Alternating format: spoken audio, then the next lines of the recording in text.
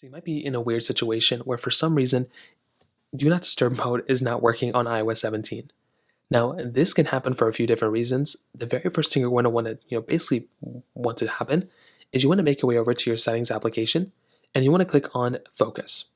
So click on focus, and this is where you can set up your different do not disturb modes and focus modes. If you have a hard time setting these things up in the first place, then this can basically be a way you can go ahead and kind of address it and fix it. So the first thing you're going to want to do is you want to go and click on do not disturb, and you just want to make sure this is enabled.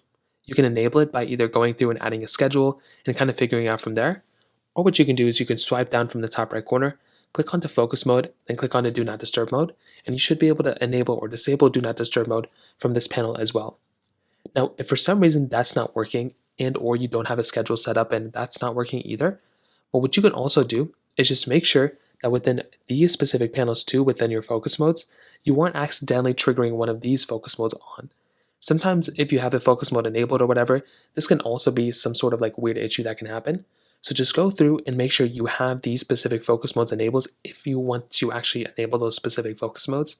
And that can be another thing that, can basically fix this issue. If that's still not working, let's say you want to do not disturb mode to work on all your devices at the same time.